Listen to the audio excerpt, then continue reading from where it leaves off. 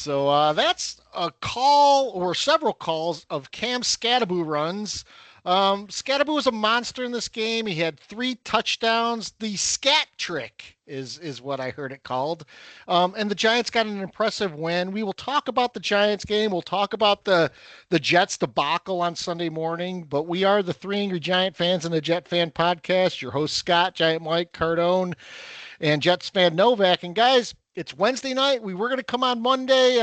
Technical difficulties. So, Cardone, what kind of technical difficulties do you think we ran into? Well, some schmuck ran into a telephone pole outside my neighborhood on Monday morning and knocked the power out of my neighborhood. Hopefully, it was no one that's listening and knows this person or whatever. So clearly, an Eagles fan sabotaging the podcast. Yeah, exactly. It must have been an Eagle fan. So,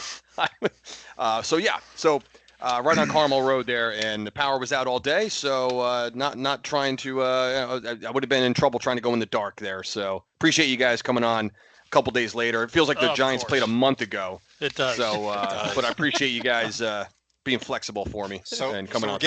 We're giving Darren a pass, is what you're saying. So this is not on Darren. It really was not on Darren. Whoever was, maybe Darren was driving the car into a pole. I don't know how 8 o'clock in the morning. I think about you're not.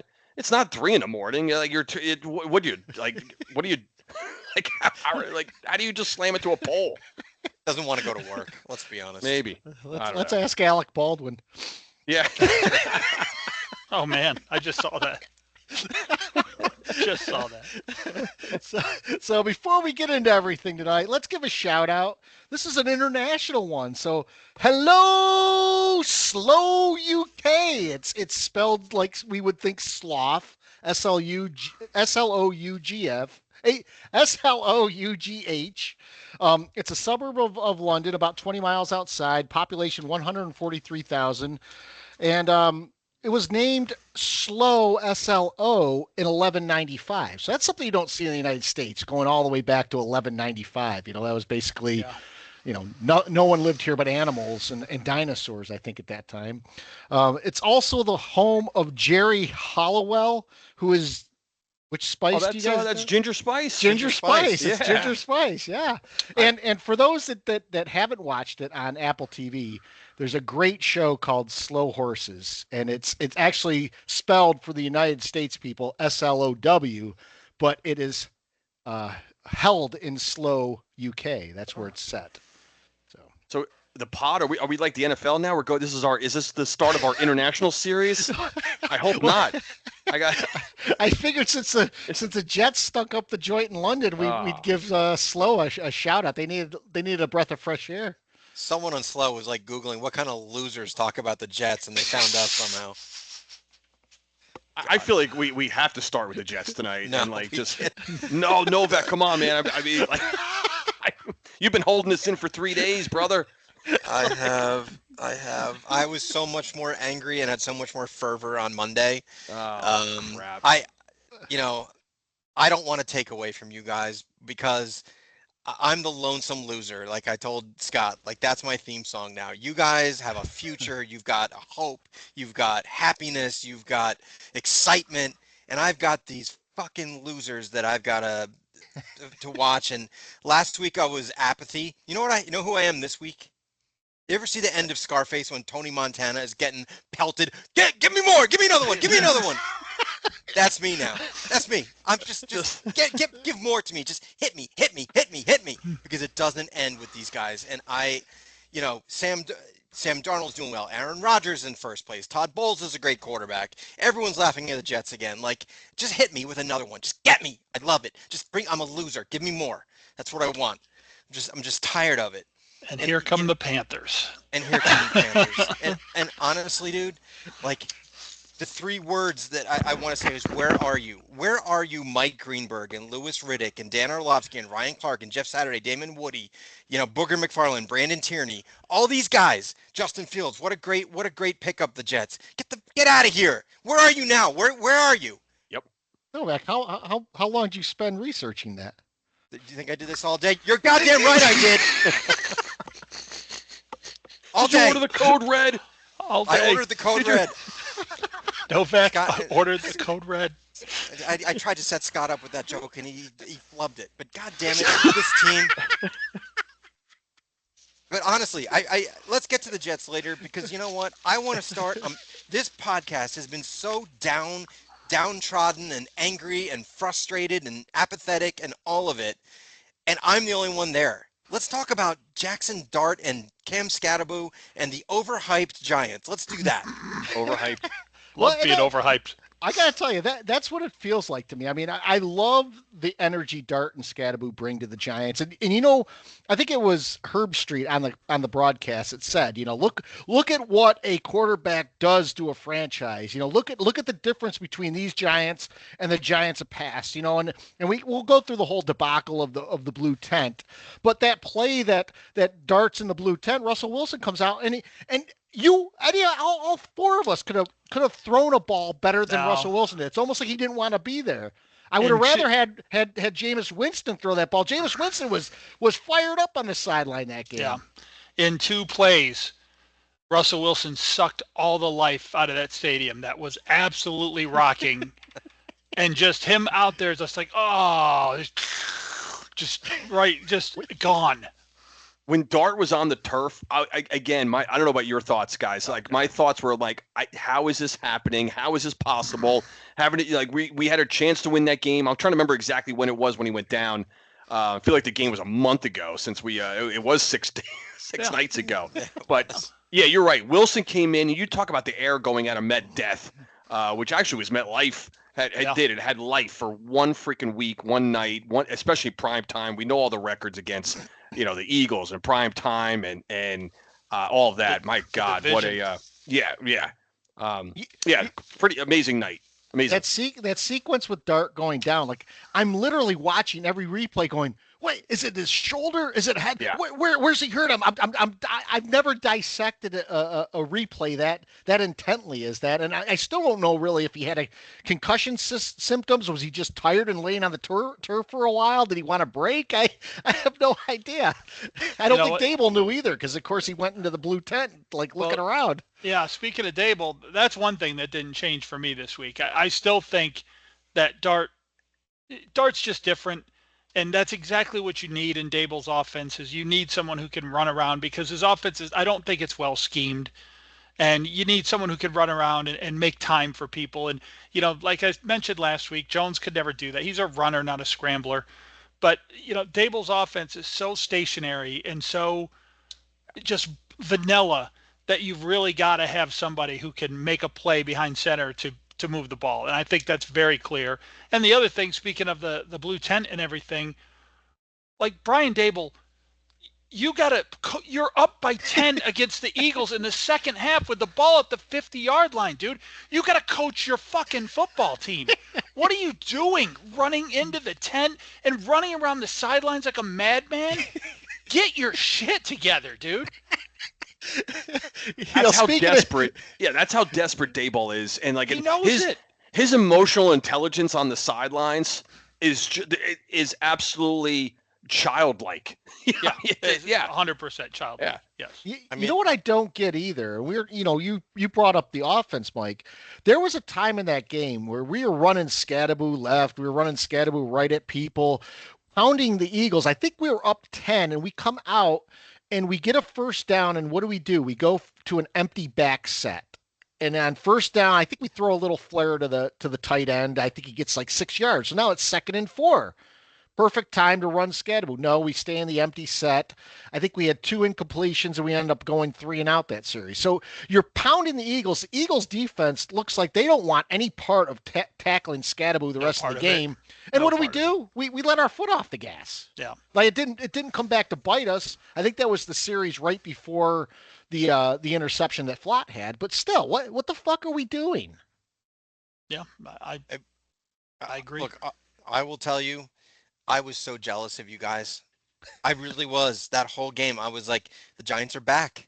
Like this is like the turning point for an organization. I was so jealous. But with all of that said, and all the props to Dart and Scatterbo and the Giants organization, I have to at least say this. That whole scene with Daboll is an embarrassment, because what he says to his team, the opponent, future opponents, and the fans, I have no chance. of coaching this team unless I've got some wonder kid out there like leading me. Yeah. So for all the platitudes I can give you, I am so jealous of praying that I could have what you have. That was an embarrassment. And I don't care what anybody says. That spoke volumes to me. And Daboll is still not the guy. I don't care. No, I agree. I mean, this obviously when you watch the game, a lot of what Dart produces is on his own. It's not due to the design of the play.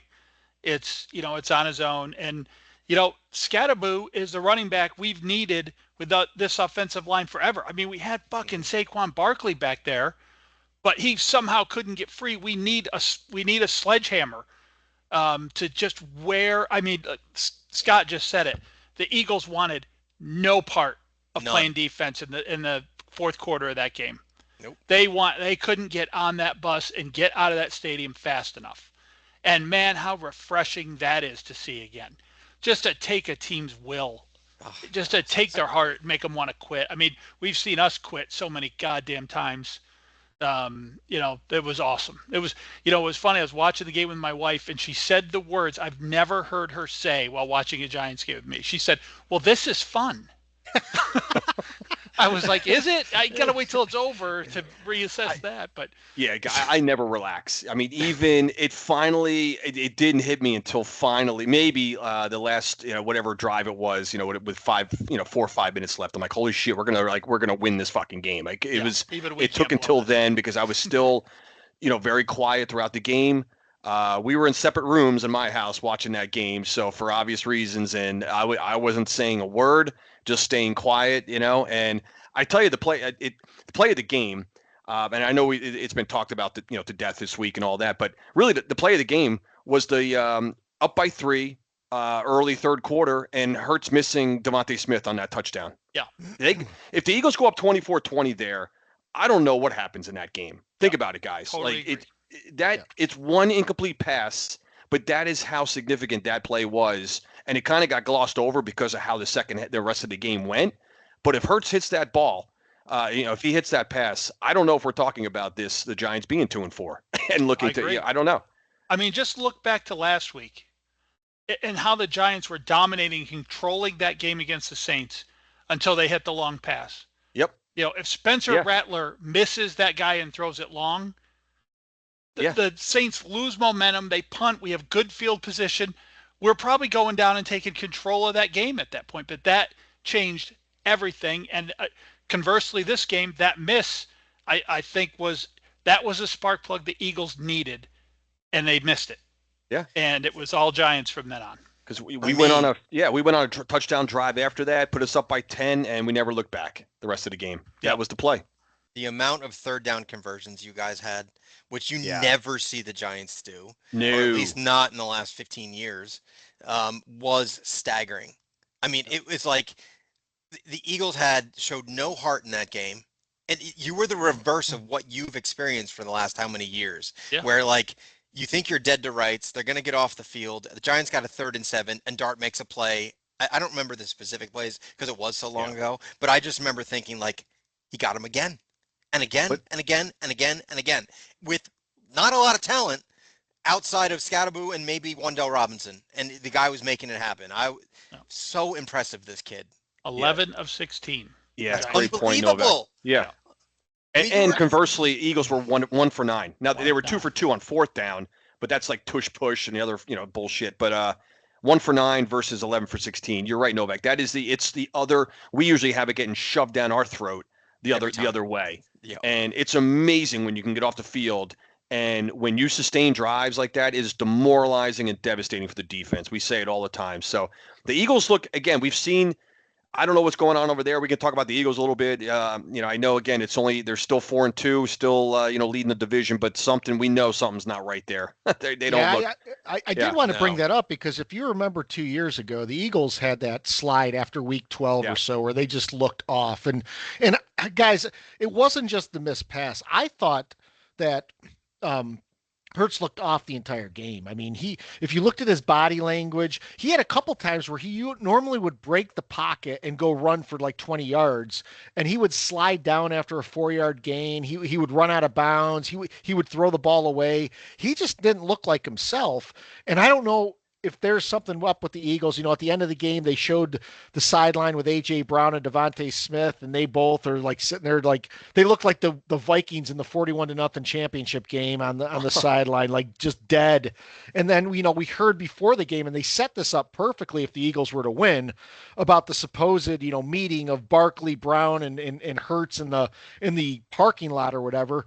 By the way, A.J. Brown now says they never had this conversation. Barkley, before the game, is talking about the conversation. So someone's not telling the truth there. I could see this whole thing exploding, especially with Sirianni being such a douche. I mean, guy, I can't take enough joy in watching this guy get his shit pushed in. I mean, we all talked about it. It was reflected in our predictions. I mean, if there's not anything wrong with the Eagles, if the Eagles are the Eagles, they beat us 62-11 in that game. What a perfect setup for a bounce back game for them. I mean, it was like the schedule makers saw this ahead of time and said, "Let's put the Giants right here. The Eagles are going to need a little bit of help." And damn if it didn't just continue. It was an amazing game. It was one of the more amazing games that I can't, everything we said here last week, nobody gave this team a sliver of a chance, and not just us, nobody. And they were right to do that. They were right to do so. So there's some things in football you can't explain. It very rarely is a good thing for the Giants when I say something like that, but this time it is. So, awesome. Like my wife said, it was fun. And we had mentioned the statistic of being 9-10 years since a weekend where the Giants won and the Eagles and Cowboys both had lost. We didn't even throw the Redskins in there. So tack that on Monday night, and the Giants winning and 3 NFC East teams all losing. I don't even know when the last time that could have happened. Who knows what year it was? But what a miracle weekend for New York Giant fans. A miracle weekend. I would add on top of that, my disdain for the city of Philadelphia, right? I can't stand all Philadelphia sports teams. That was the same night that the Phillies imploded on that bases loaded gaff at the end of the game. And I was so damn happy to watch the Eagles just go down in a ball of flames, as did the Phillies. I was a Giant fan for a night because I loved watching that. It was so great. So kudos to you guys and the Giants. Can you guys hear me, or am I gone? No, you're fine. No, we got you. Oh, yeah, because my screen went completely blank, so I feel like I need Darren's help here or something. No, we saw you the whole time. You're all good. Oh, good. Am I still on camera there? You are. All right. Cool. Guys, one thing I wanted to get into too was, it was brought up during the game. We were complaining about, because at that time, I think the Eagles were winning or it was very close, but the tush pushes, the 4 in a row where they supposedly are putting an emphasis on the tush push and cracking down on it in terms of not letting the Eagles start early. And all 4 of those times, they started early. And I don't know. I think the groundswell is there now to get rid of the tush push, certainly in the off season. But what are your thoughts on that? I can't believe that we're talking about them moving early, and then they bring the official on, and he says, "Well, you could see some movement there, but that in real time, it's tough to call that." How? We could see it in real time. I don't know why they let it slide, man. I just don't. I mean, what difference does it make what the formation is or whether it's goal line? If you're moving early, you're moving early. Call it. True. I just, is it sort of, is it a split second sometimes? But the official is right down the line. He has to be looking for that. Yeah, it's easy to, when you have a regular formation in the middle of the field and a tackle comes out of his stance, on a pass play or something. Absolutely. But so here's the case then for these officials. They need to be deadlocked in on that and be looking for it. Not to have a trigger finger with the flag, but they need to be on that. So at least neutralize this tush push to some degree. be on top of those linemen moving early, because slow motion or not, yeah, of course you could see it in slow motion, but it's bullshit. You can see it in real time, because I was thinking the same thing. I'm like, God damn, it looks like these guys are moving early. Then when they show the replay, you're like, he is moving early. I'm not just seeing it. So they need to clean that up. The officials, they gotta do a better job. Just do a better job. Yep. And there were several times in that game, not in push formations, that the Eagles guards were standing up early. And Cardone, you just said it best. I mean, Scott, who was the official in the booth for that Terry game? McCauley. He's an absolute shill for the NFL. 100% is. He serves time, no purpose.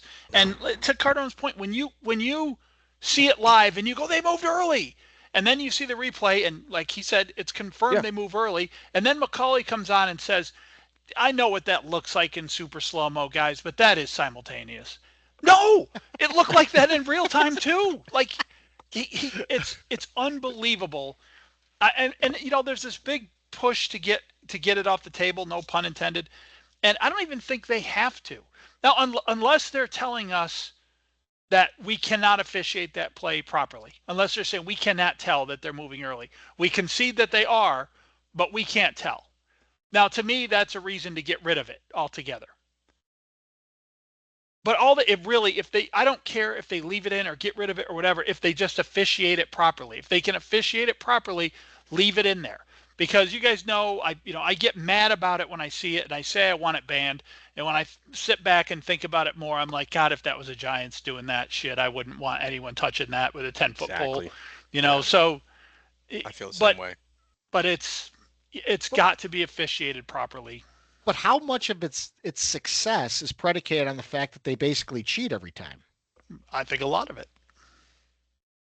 So I mean, we marvel at how good they're doing with it, but half of the reason is because they're firing off. I mean, they're getting a half a second head start every time they do it, so that gives them momentum to move forward. And then the other thing is, I don't know if you guys noticed this, they let that play go forever until like basically it seems like there's no more movement. Yes, they did. Scatabo down at the goal line. Remember they blew the whistle really quickly and tried to take the touchdown away until they did the replay and show that he was in. Yeah. Oh, the one Dart was high-fiving the official. Yeah, that one. Yeah, the whistle couldn't have happened fast enough on that one. Yeah, it's a good point, Scott. It really is. If you watch a tush push, and how long when there's no momentum, the refs just keep that play live. When there's absolutely no forward momentum, and then as people start to fall down, it's up, touchdown. It's. I don't know where I stand on a tush push. I really don't. Like sometimes, I want it. Sometimes it pisses me off, and I want it like just banned and gone from the league. But other times, and then there's a whole side of me like, well, shit. Like I'm always a believer of like stop them. Just like somebody figure out how to stop it. And they won't be doing it anymore. Like and give credit to the Eagles. Like they have figured out they do it better than anybody. They do it better. Nobody even comes close to as good as this team is with it. And credit to them, they've mastered this play. It works, and it's up to the league to do something about it, or it's up to the other 31 other teams to fucking stop it. Exactly. I think I lean more in that direction. Like, don't let them get to 3rd and inches.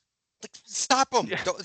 I mean, we're talking about a play that is 1 yard, and like there's so much discussion and controversy over it. Don't let them get to that point.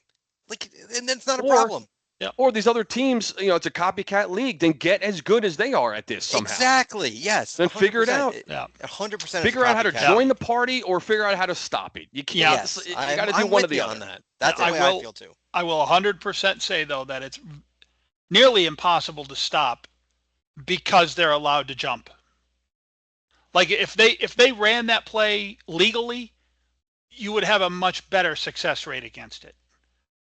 That's my opinion. And also, I mean, Jalen Hurts is the perfect quarterback to run that play. He is from the waist down, he is built like an ox. And he could just easily move that pile. And Kelsey mastered it, and then the new guy who's come in, whatever his name is, they just got it. And I know this for a fact. I know that there is a key from the center on that play to the guards that I am half a second away from snapping this ball. So go ahead and move. There is something that is said or done because you can't time a football snap and movement that well. You can't. It's uncanny. But I have more to say about that on my pet peeve this evening, but it's not about the play or banning the play or anything like that. It's about a little preview of my pet peeve. It's about how announcers characterize that play. So I don't think we're anywhere near stepping on that here.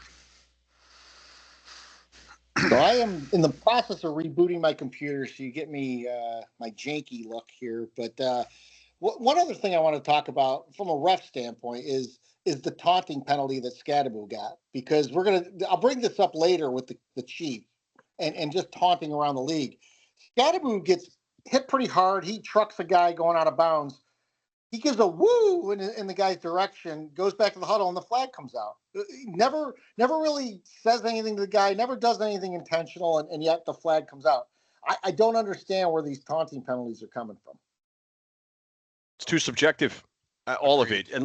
Unless, again, we don't know what he said. You know, we can only speculate maybe or assume that he might have. Did it come with a verbal taunt as well? I don't even know is that part of the personal foul? I'm assuming it is, right? You tell a guy to fuck off. You know, I don't know, like, is that part of the? But to your point, Scott, I don't know, man. That one, I didn't think it was that egregious. You know, we've seen plenty. That is way too subjective, that call. And again, it didn't cost us because of the circumstance at the time. I think we had the game in hand by then. But yeah, those penalties, you see it way too often where you leave it in the officials' hands, and it's just too subjective in what they deem as a personal foul. They hand out 15-yard penalties like it's just Skittles, like Marshawn Lynch. Like they just, you know, it's not that easy to get 15 yards all the time, and they just hand out penalties, you know, like it's nothing. No, that's another thing they got to fix in this league is that. And according to Scadaboo, of course, he's going to tell his side of the story. He said first down to the guy. That's what he said. He said as he ran by. You know, you see other games. Who was it? Was it the good receiver from the Bengals there who ran into the end zone backwards, like from the 6-yard line in a couple? And isn't that taunting in and of itself? And then yes. I'm not clear on the rules. Like, are they allowed to taunt after they score? Because it seems like after they score, there's a whole hell of a lot of uncalled taunting going on in the league. So, you know, I don't know what it is. I've seen players get up off a pile and just sort of hover for a half a second over the guy that tackled them or over the guy they tackled and get flagged. And I've seen guys clearly go nose to nose and yell at somebody and not get flagged. So subjective, stupid. You know, I don't think I've come full circle on this. I do not think that that a team should get penalized for a knucklehead player. I think taunting and anything like that should be a warning. And if you get 2, you're thrown out of the game, and that's it. It's not a yardage. It's not anything like that. If you get 2, you're thrown out of the game. And then there are hefty fines for them. Yeah. Agreed. For each one. Yeah. Agreed. Don't make, because I used to say, you know, you can't have these guys on your team that are going to hurt your team. You know, these knuckleheads that are going to hurt your team. But they're everywhere now. Every team has 40 of them. You can't stop it. So you've got to find another way that, you know, these coaches and these other players put in so much hard work and effort to get their teams to this point, and you've got one knucklehead on your team that's going to cost you games. Yep. I mean, and one thing lost in the discussion that we've had about, you know, Dart and Scadaboo bringing a lot of energy to this team is that the defense played well. They have to clean up these miscommunications in the secondary, because this is the second week in a row that they had quite a few of blown coverages. But Burns, Thibodeau, and Flott all looked really good in this game, and you know they all had game-changing plays. Thibodeau does not get enough credit for his run defense. He was stout against Barkley in this game. Agreed. Yeah. Burns is a stud. Burns is having a career year right now. He really is. God, I feel like he's every play he's disrupting something. It seems like he's just having a career year. He's bringing it on every play. To your point, Scott, the read and that the break on that ball by Flott. I mean, again, that's only a 10-point game when Flott makes that interception, and Eagles are in the red zone there, or pretty damn close to it. That was obviously a game-changing play, but one that I feel like we haven't had in so long. That type of pick down on the sideline there, which that was amazing. The defense did. Like you said, Scott, there's a couple blown coverages here and there. We mentioned the one about Smith being missed. Hurts missing Smith on that long, what would have been a touchdown. We've had a couple of those, but all in all, the defense is keeping us. They're getting off the field more than they have in certainly in years past, and they're doing enough. And the special teams is doing enough as well. So it's only we have 2 wins in the last 3 games. So with the freaking Saint debacle smashed in there, so I know we'll get the predictions later. But right now, man, feel great. This is the best I've felt in a regular season week in I don't know how many years, guys. Since the playoff year of 22, Dable's first year, best I've felt in 3 years. Yeah, should you? Yeah. I mean, it really is, and yeah, jealous as can be. But I will say one thing. The Dart and Scattaboo thing, like, calm it down a little bit. So cheesy. I couldn't stand it. Enough is enough. Like, I get it. They're fun and they're, wild and they're wooing and ripping shirts off and everything else. Like, that's all good when you win. But just let's not put these guys out there like they're saviors just yet. Like, the Giants and we're starving in New York, and Giant fans in particular, to get back to what you were. And I love the fact that Scattaboo reminds me of like Bavaro and Shockey and all these other guys. But like, just be careful, because too much of this is too much of this. I don't know. Just temper the enthusiasm down just a little bit. The post-game nonsense with Ryan Fitzpatrick on the stage and all that, it was embarrassing. And I found myself just sitting there watching it like, okay, America, I hope you've gone to bed. I don't. This is awful. Ripping shirts off and chest bumping with Fitzpatrick, who just before the game, by the way, criticized everything about both of those players. Give me a break on that. They should have flipped him the bird and walked off the stage. That would have been, No, I hated it. Isn't it more of an indictment on Fitzpatrick, though? Like, what are you doing? It is. Like, stop. Obviously. Yeah. Scattaboo is just a lunatic rookie who's 20. I don't know how old he is, 22, 23 years old or whatever, having won on a prime. Like, Fitzpatrick, what are you doing, you jack off? Yeah. Well, be a professional. Just stop. I played the Broncos this weekend. They are licking their chops. That whole thing that they were doing, you're telling me that these Broncos defenders don't want to rip the head off of Scattaboo? Absolutely. Oh, yeah. They do. Absolutely. You're putting a target on your back with that kind of act. Yep. Always. You really are. I'm not saying he's not great. I love it. I think it's great. But just temper it a little bit. Yeah. And it doesn't look like Dable is. And, that's another problem I have. And it probably could have been a pet peeve. But Dable's like, he gives the baddie eyes to Jackson Dart. Like, he really does. He looks like he's in love with him. Like, it's really kind of creepy and weird. And he goes up, other players are coming off the field, and Dable will pat him on the helmet or whatever, and then he sees Dart and he like holds his arms open, like, oh, bring it in. It's all, the whole thing is too much. Now that we've got the talent, now I need the professionalism to follow. And yes, it was one game, but it's a red flag right now. That's a red flag.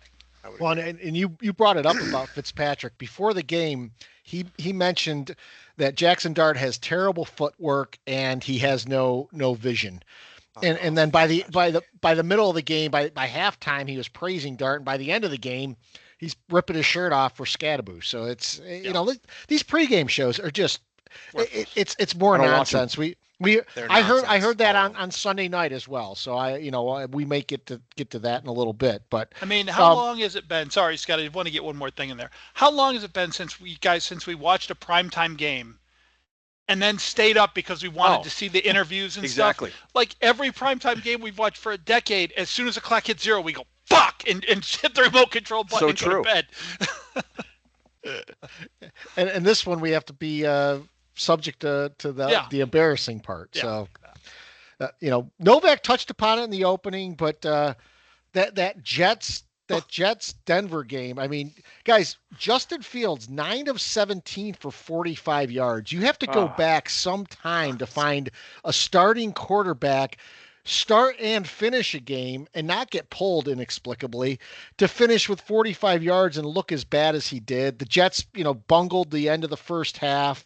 They didn't try a 61-yard field goal at the end of the game that could have possibly won it. We see kickers banging them in from 65 with regularity lately, and that was bad. I mean, you're playing in London as it is, but just Novak, I feel for you, especially after the way the Giants looked on Thursday. I was hoping for the Jets, especially on that last drive. They got the ball like right at the 35, 38-yard line. I'm like, okay, Jets could get something going here. Maybe they're going to win on a last-second field goal. We're all going to be rejoicing here on the pod. I mean, look, we started the game off with our first turnover of the season and like a 70-yard kick return, which resulted in 6 points. 2 field goals. This team is like I've watched how many games in the last 54 years of my life. It was the worst coached game of my lifetime. That's saying something right there. Wow. And you know why I say that is because the adage, the last 2 minutes before the end of the half and end of the game is coaching. It's all coaching. Everyone says it, everyone knows it, that's what it is. And if you watch the end of the first half, it says all you need to know. They run a fake punt, which by the way, no one noticed this, but the fake punt, which was great. I'm glad they got it, all of that. They send out their starting offensive line, and Breece Hall is the back man, who has never been on special teams in his life. Why don't you just say to the other team, we're going to run a fake punt right here. Now, he got a yard. Great. That's good. Okay, fine. We've done it. And now you're just basically going to run the ball up the gut for 2 plays and then sit on it. Like 27 seconds, 26, 25. And I'm screaming at the TV, what are you doing? Do something, do something. And I thought at least with the last second, they would just throw a Hail Mary. At least I could say, okay, they tried something. They were on the 48-yard line. You out of your minds? Like, I've never seen anything like it in my life. No. The commentators are mocking us. I'm mocking them. I'm screaming. I'm in a rant like you wouldn't believe. My poor daughter is home for college break is like upset because I'm like screaming F-bombs left and right. And then at the end of the game, we have negative 10 yards of passing, negative 10. And it's 4th and 8. And your choice is that a better chance is Justin Fields getting 9 yards versus a 62-yard field goal. Are you out of your mind? The 62-yard field goal was probably a 15% chance to make. Justin Fields is a negative 15% chance to make 8 yards. Nick Folk can bang it, man. And here's the other thing that bothered me. In the post-game press conference, they asked Glenn, they're like, well, we needed to get to the 35-yard line. That constitutes a 52-yarder, dumbass. And he's already made a 58 this year. So what are you talking about? He didn't even know where they were. Doesn't even know what he's talking about. He has no idea what he's talking about. He's lost. He's clueless. This team is a disaster. Garrett Wilson wants out. Everybody wants out. I've had so many bad situations, and I can't believe that I'm here again. I mean, I thought after the Cowboy game I hit rock bottom. I'm not. It's worse. I got apathy. Now I'm just angry again. Now I just hate everyone. I just want to lose. Like I said, Tony Montana, just give me another one. Hit me again. Just get me more losses. I just want it. Give it to me. I don't care. My favorite stat of the game, Novak, was Denver had as many sacks as Fields had completions. That's correct. 9. That is correct, Cardone. Yeah. More yards sacked than passing yards. Hence the minus 10 passing yards. Just wild stuff from Justin Fields that we have said it we've said it for 5. He's in his 5th year now. Have we seen enough? I'm talking about just I'm talking about the NFL landscape, the media, fans, fantasy football, everybody. Have we seen enough from Justin Fields to say no more? No more. No. The guy Think about it. Negative 10 yards, dude. All 4 of us could take a snap and hand the ball off or kneel down on a pass play, and we would have had more passing yards than Justin Fields. We did have more passing yards than Justin Fields. We did. 0. We all did. All 4 of us. We had 0. He had negative 10. The irony here is that if Mike was correct and Justin Fields was out of the league by the end of year 3, then the NFL and everyone else would have been saved all this embarrassment over the last year and a half, 2 years. So many people have staked a reputation on this guy, and he's not there. I mean, the Jets, I mean, I know the game was close, so maybe this stat isn't as silly as I think it is. But the Jets had no turnovers, and they were only penalized twice for a total of 15 yards. They did well in the penalties for the first time. Everything that else, I mean, it wasn't like they turned the ball over a bunch to get there. It wasn't like, they had a bunch of penalties and were sloppy. They were sloppy, but not penalty-wise. But it just, I mean, 2 of 15 on first down, I see. But the big one is it's not just Fields' completely pathetic day that should, I mean, he should be out of the NFL right now with that performance. Anybody, I mean, you guys could go find Mike Glennon and the guys that we had rolling through here that would do better than that, honestly. And he's not contributing as much with his legs either. 82 total yards as a team. The Broncos are a really good defense, but Fields is, I mean, if you have any other quarterback, literally on any roster, including your own, you probably win that game. No doubt. No doubt. The worst quarterback performance in the NFL statistically since 1982. Think about that. Yeah. And the worst quarterback performance in Jets history. And you think of the losers that I've trotted out there for the last 54 years. In terms of what, just QBR or whatever, Novak? QBR, negative passing yards, the whole thing. Just the yards, the whole thing. Even the completions that he had, he never hit him in the numbers, ever. What was the longest one? Like, what was the longest play of the day? 7 yards. No, it wasn't. 7? Yes, well, it has to 7 be. yards. They only had fucking minus 10 yards. So, yes. And on the next to last play, I think Garrett Wilson got hurt and may miss this game. Yeah, this game. He's going to miss 4. Oh, it's something. I read between 3 and 5 weeks. I mean, he's going to be out. And he wants out of here. You saw it. He was like, "What the hell was I doing signing a contract with these losers? Get me out of here!" And they just after the safety. Which, by the way, Rich Eisen had a funny comment. If you heard that one during the, Rich Eisen, I like that guy. I do. So it was holding, right? I don't know which lineman it was for Denver that was holding in the end zone. So there were 2 penalties on the play. One was declined, and then there was a holding call, which results in a safety. And Eisen says something like, "I'm sure the London crowd here knows what's going on after that play." they're probably like, "How they need the rules? The Jets just get 2 points. They didn't have the ball. There was a flag. All of a sudden Denver's now punting." So Eisen, it was funny. Like he just said, he goes, "And I'm sure the London crowd here knows exactly what just happened there." They're on top of that. That's a good point. The Jets didn't even have the ball. There's a flag, but there wasn't. All of a sudden, the Jets get 2 points. It was a holding call too. It wasn't and like the the other guy team's was sacked. punting. Yeah, he wasn't tackled in the end zone. They may have seen that before. But like, wait a minute, the guy got tackled in the area where there's paint color on the field. That's not part of the field. 2 points. What? No, I have no idea what that QB performance was in 1982 that was worse, but I guarantee you it was probably either an outdoor game in a monsoon or an outdoor game in a snowstorm that was in Buffalo, Green Bay, Chicago, one of those places. Yeah.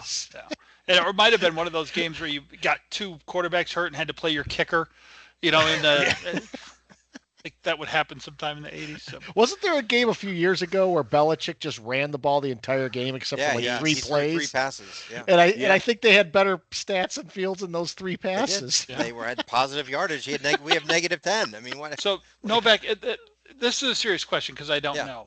We're sticking with Fields now. Like he's the starter going into next week. That's. Yeah, apparently. They asked Aaron Glenn the question at the press conference after, and he goes, "Come on, man. You can't. What stupid kind of question is that?"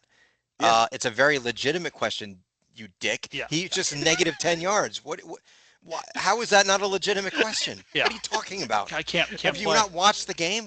He didn't even give the "I got to watch the tape" comment. He had to say, "I did see that stupid question." And then he has the nerve to say, like, "Come on, you know better than that." Who does? Like, what? I would ask the same damn thing.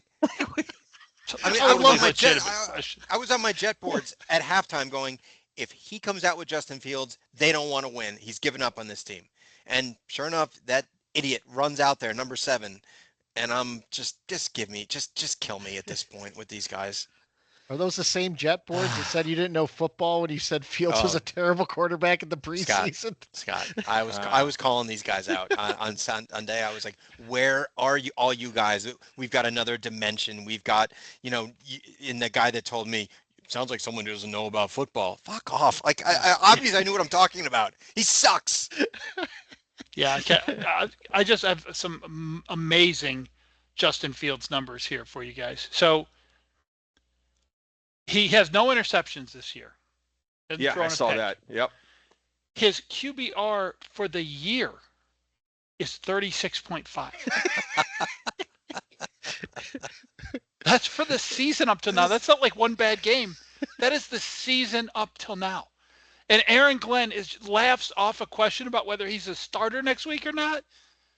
Get out of here. Yeah. Hear about this? How about this stat? Next year, we owe Justin Fields and Aaron Rodgers $40 million in our cap. Oh my God. How about that? This Nice. is it for Justin Fields. This has to be it. He will not be on another roster. This is his last stop, right? This is his last stop. It's going to end now. It's got to end now. He'll be a tight end or a scat or a halfback or some shit. Fullback. I don't know. Whatever the hell he is. How do you even get a QBR that low if you haven't thrown an interception? It doesn't make any sense. Because he overthrows the defenders. Overthrows the defenders. What a great line. So guys, looking around the NFL this week, we had a lot of interesting things happen. Daniel Jones and the Colts kept rolling, just steamrolling in that game. Panthers, Cowboys. So all of the NFC East teams except the Giants lost. And that Panther Cowboy game was interesting because Rico Dowdell just manhandled the Cowboys. And then the Panthers won on a last second field goal. Cowboys are they may be the worst defensive team I've seen in several years. Yeah, it's a bad defense. They're not good. And then it almost looks like they have like 9 guys out there. Like they're missing a couple defenders. There's so much room They're always in wide the open. secondary. They're always out of position. There's always it's really up front and in the back. There's the back end. They are deplorable. That right there. I don't care what their offense is going to do. I heard one of the jack-off media guys talking about Dak Prescott this week and this and that, and it's not his fault and this and that. I'm like, but what does it matter? Doesn't matter. No, because again, we have the propensity to talk so much about the offense that have you looked at this Dallas Cowboy defense? Where are they going this year? Nowhere. They're not going to be in the mix. They're not with that defense. They can't with it. And if they do, they're a one and out playoff team. When defenses clamp down, they're not going to be in the mix. It's hard to imagine. Pisses me off more that we lost that freaking game to them. Dallas and the Saints games. Oh my God, guys! Just give us a rerun on those, and we're back. We're back in this thing. Well, Cardone's got to love this. The Cowboys are half a game ahead of us. The half game. The half game. Cardone. With the NFL tie that's sitting there. We took the Cowboys to a shootout, So the Ravens got rolled again this week. The Ravens are now 1-5, and Lamar's still out right now. The Steelers guys are steamrolling this division. You realize that the Bengals are still in second place? Yeah. The Bengals, who have been non-competitive in their last 4 games or whatever, are in second place. Yeah, Aaron Rodgers killing it. That fucking guy is on fire. Of course he is. It's amazing. Some of these teams are like the Steelers. I went around the same thing, Scott. I was just looking at the standings. I hadn't paid attention to the standings in like a week or two or whatever, and just finding myself saying the same thing as in years past. Like you look at like you just mentioned the Steelers. Somehow, again, we've talked about Pittsburgh fans wanting to drive Tomlin out of the city. They're sitting there at 4-1.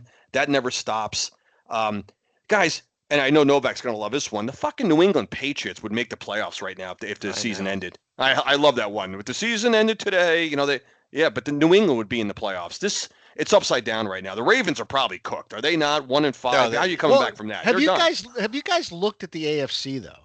The AFC is all top heavy teams and then a bunch that are in the middle or bottom. There's nothing. there's no mediocrity. You either are great or you suck, basically. Yeah, but at the same time, you know what's happening, guys. You know it and you see it and you can feel it. The Bills are the team, the Rams are the team, the Eagles are the team. Who's lurking in the background, just letting all this play out so they can go on their 10-win run and get to the Super Bowl again? We know it. It's happening. It's coming. Yeah. And It is. I mean, The this Kansas weekend, City Chiefs. This It's week, happening. everyone's talking about the Chiefs being back on track. They're getting Rashee Rice back. They are. If you watch that game on Sunday night, for God's sake, they just talk about the Chiefs rolling as if this is an unstoppable machine. That team is aided a lot by the officiating. There were no penalties called on that team. Yeah. And I'll get into this in just a second. But this was also the second game in a row where the Chiefs have argued a call and actually gotten it reversed. If you remember, there was the Kelsey one last week where it was pass interference. We talked about it on the podcast. They argued it.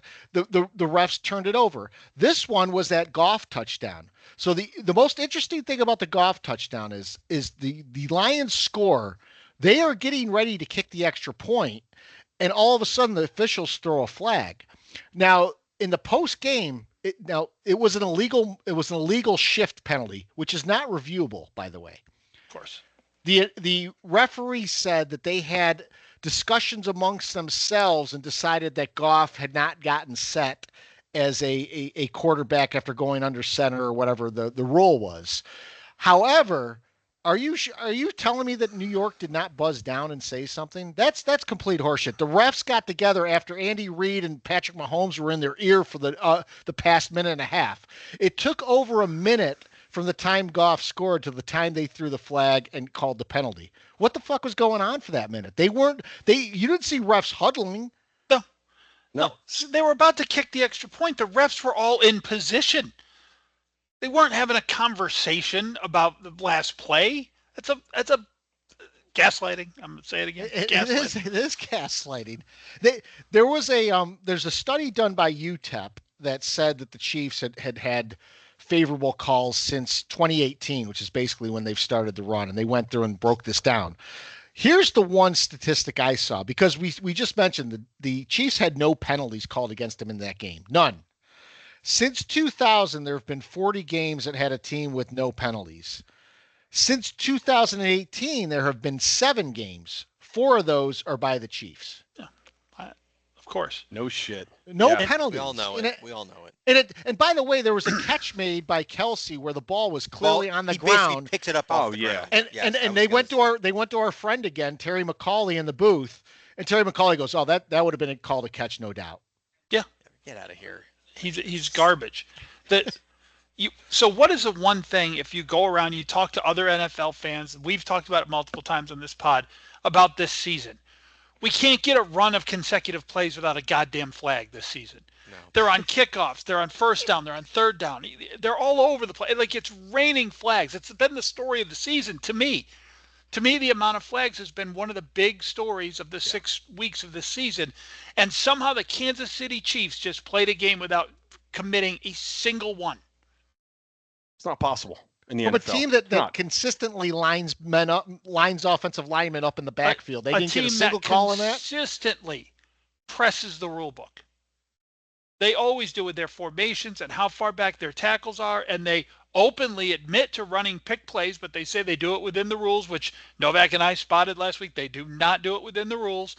But so a team that consistently is on the fringe of the rule book has a no penalty game.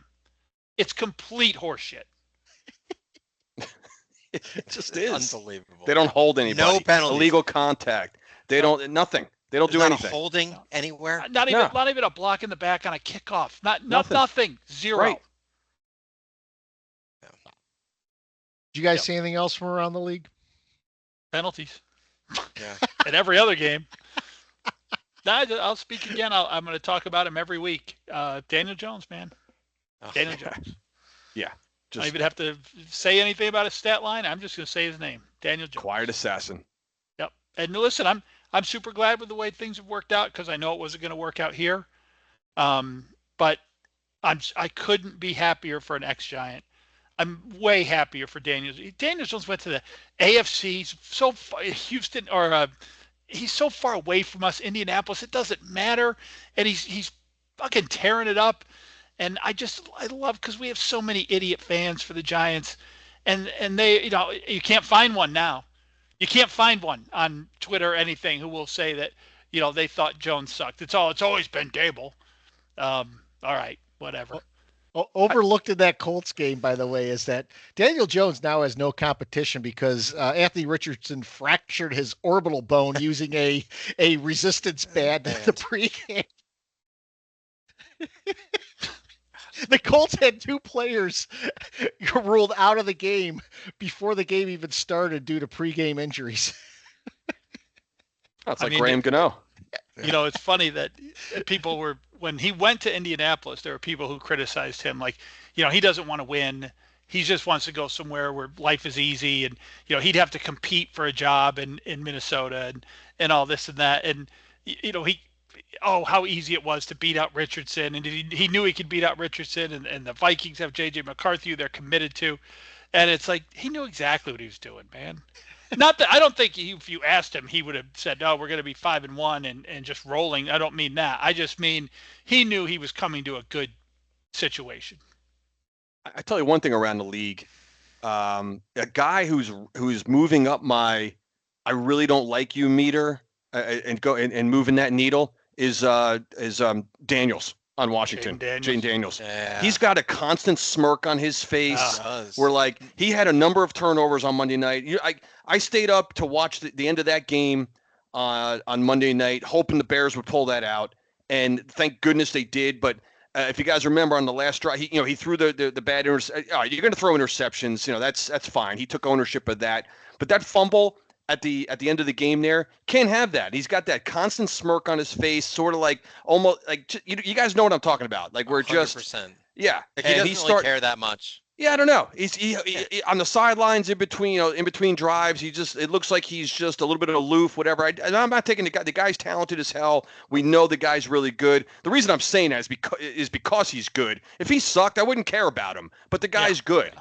And now he's got, the Washington is relevant. They were in the championship game last year. I'm trying to keep pump the brakes on this team as well. So Daniels, he's another guy that's quickly moved up my list of what, man, I'm not ready to put you in that group of elite quarterbacks either, man. One great year, rookie year, you had that, but right now, dude. You're moving up my meter, and you don't want to be on that meter. I'll tell you that. Not on this podcast. Not here, buddy. Not here. I think he was smirking because he was in the midst of being in the presence of Ben Johnson's genius. The glow. But that fumble was on him at the end of the game, and it cost them the game. Somehow Ben Johnson got credit for that win, by the way. I liked the one I liked was it was a harmless first half. Not harmless, but the first interception Jaden Daniels threw, which was there was no Redskin or Commander or whatever in the area. He threw it directly into the chest of the defender. No pressure on him, by the way. Big, huge pocket. And the camera goes to him after it. He's like, my bad. Yeah. No shit, dude. Whose fault could that possibly be? That's on me. I'll take that one.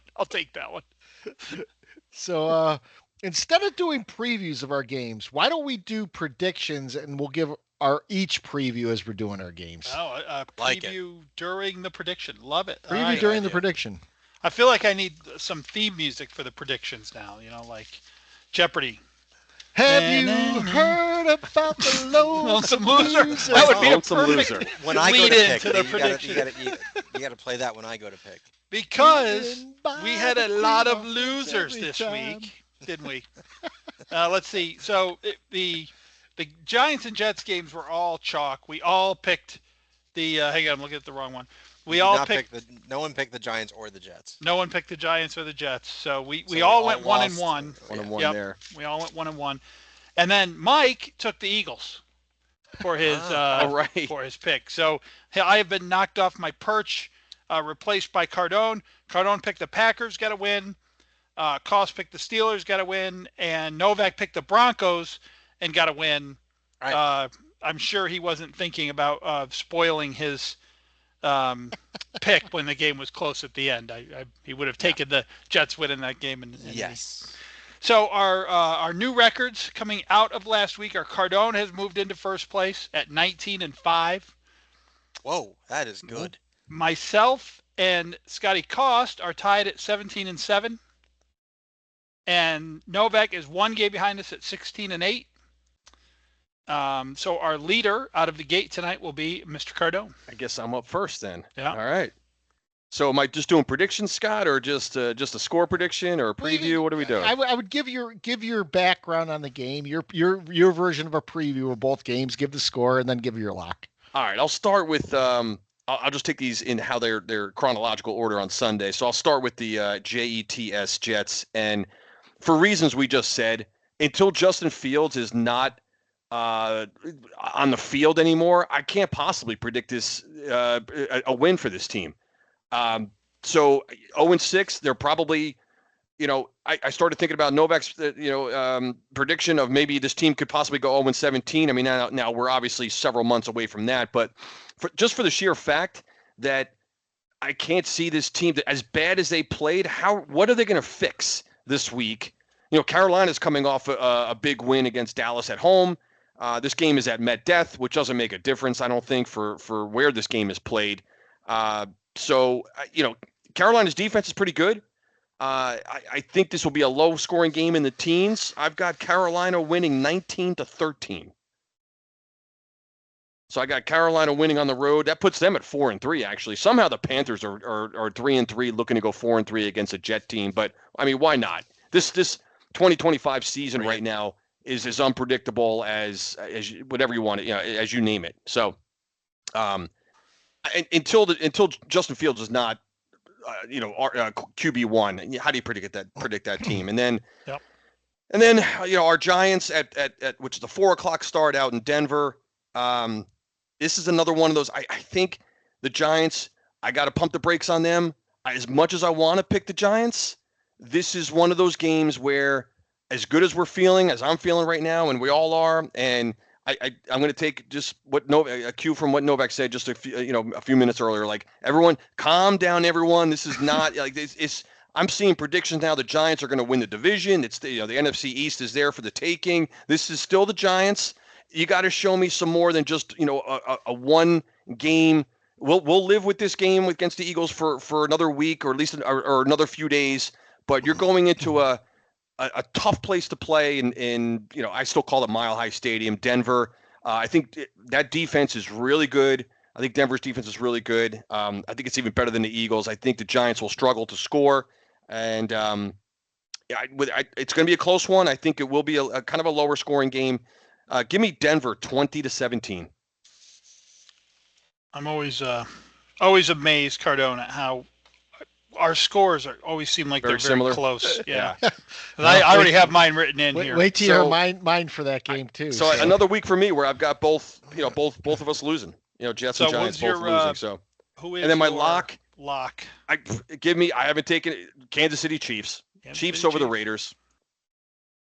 I haven't taken the Chiefs yet. I will go next. I'll start with the Jets as Cardone did, and the reason I asked Novak if we were sticking with Fields this week was because I have a score, and I just didn't know which team was going to be on which side of the score. Because as much as I don't think the Jets are going over. So this is at home. The Panthers are up, down, and we know their history, and we know that every time the Panthers start getting on something and the fans get excited, when really this is a bit of a pumped up record because of their competition. I mean, we kind of know that. So for that reason, I was kind of leaning Jets. But then, just Cardone just made the best. How can I pick a team that's going to start Justin Fields at quarterback? I can't do it. So that is my whole breakdown of the game. I think Carolina's a little full of themselves. I think this game is going to be close. Very close the whole way, super low scoring, just like Cardone. But because of Justin Fields, I'm going to pick Carolina to win it 16-15. Gross. Yep.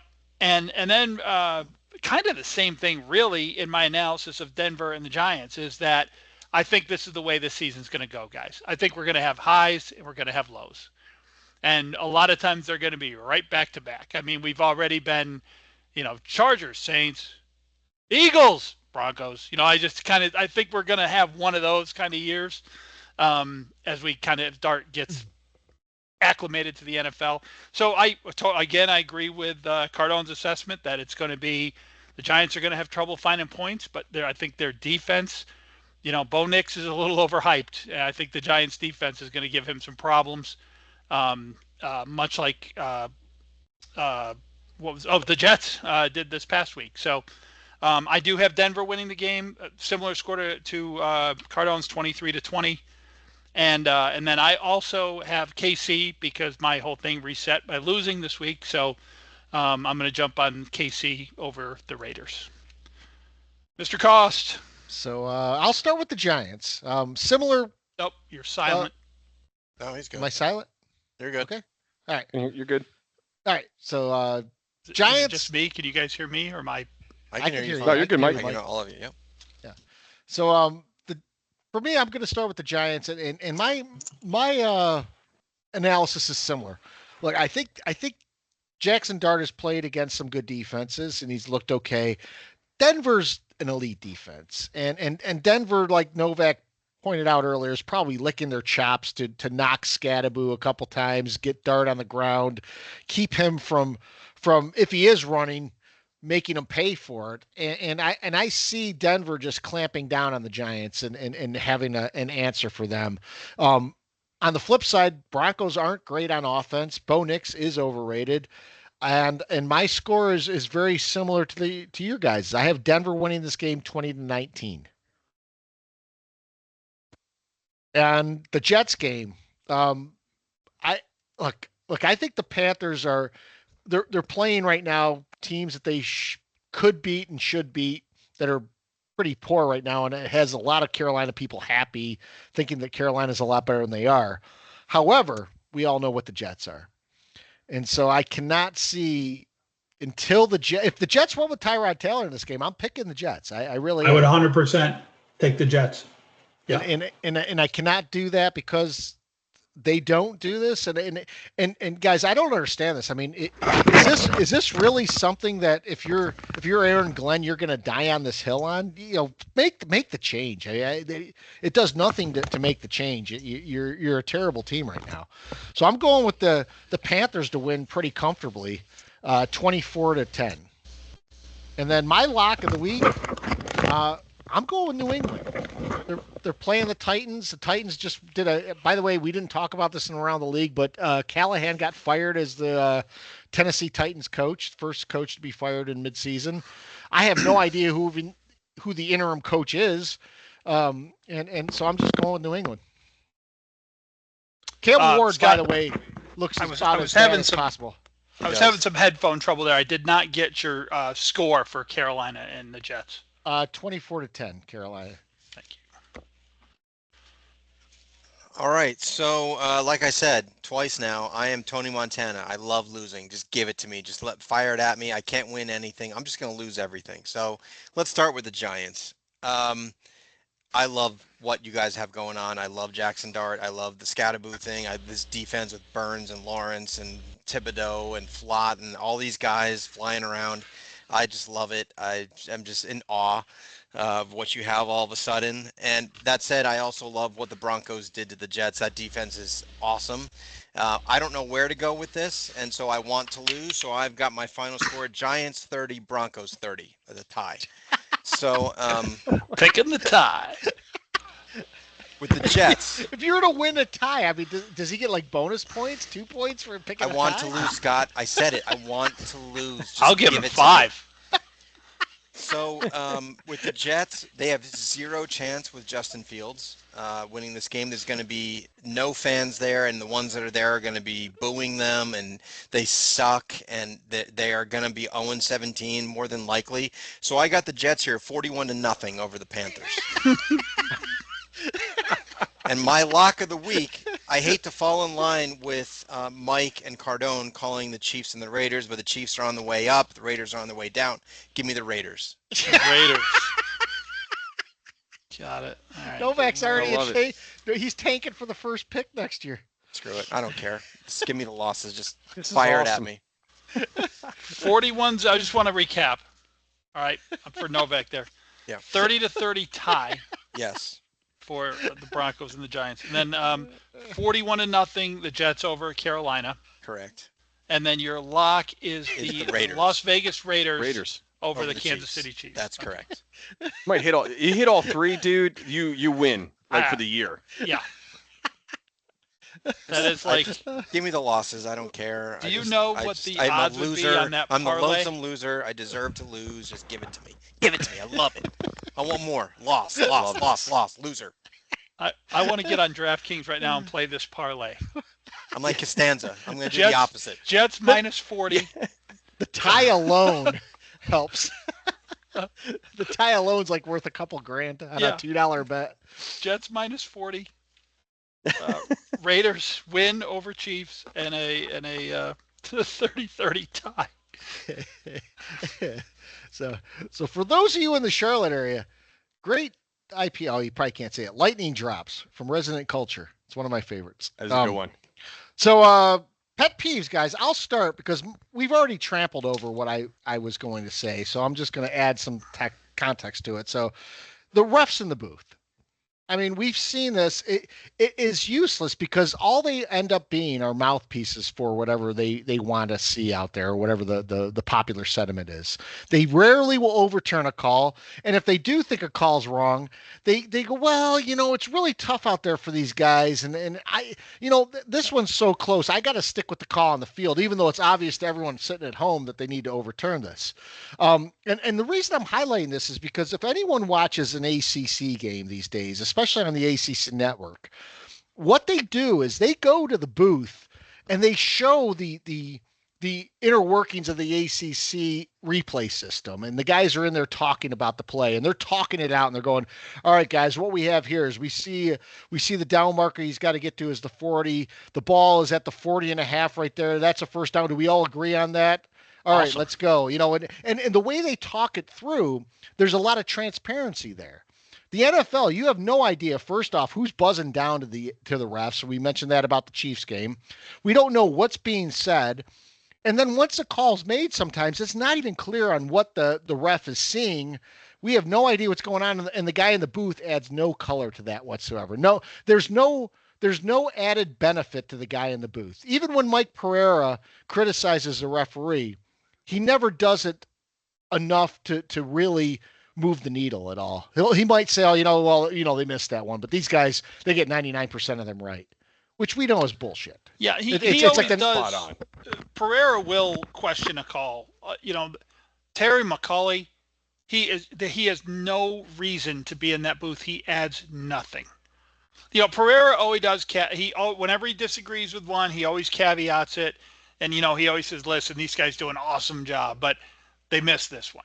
Which I'm fine with that. He's probably got a lot of friends and everything in that world. So, but McCauley is worthless. Just an absolute shill for the NFL. And he always hedges his bets because he wants to see which way it's actually leaning before he just doesn't add anything.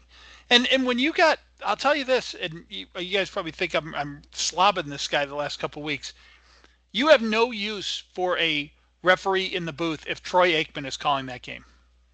Troy Aikman, I was going to mention that, Mike. He did a great job again calling out the referees. Yep. Yeah. He's all over this, and I'm sure he's taking a lot of heat for it. I don't know, like you said, as a fan listening, Aikman has easily, I think in all our books, ascended. He's like the top spot, man. Guys, Yeah. he's just good. Yep. Calls a great game. Mike, pet peeve? Yeah, my pet peeve, you guys probably know what it is because I absolutely went off about it on the text thread during the game because there was something that happened, and it was Kirk Herbstreit, who I normally really do like. But Kirk, first of all, I think the tush push, and I hope we have any gay listeners, I apologize, is the gayest thing I've ever seen in sports. Just the name of it, what they're doing during that play, it is pansy ass shit. I've talked about it earlier, and I said, leave it in. I don't care. But the point is, I just think that play is soft. I think it's a soft play. And so the Eagles run it 4 times in a row inside the 5 to 1 yard at a time get their way to the end zone. By the way, 1 yard at a time. While they were false starting, while massive amounts of things were going on, the Giants actually held them to less than a yard gain on one of those plays. And they finally crack through the end zone. And Kirk Herbstreit says, this is just bully street ball right now. This is just the Broad Street bullies. And I went nuts on my couch. I've said there is nothing bully about this. This is soft. This is weak. This is we're afraid to line up and run a play against you guys. And I was going nuts in my house. So then we all know from there, right, how that game breaks down at the end.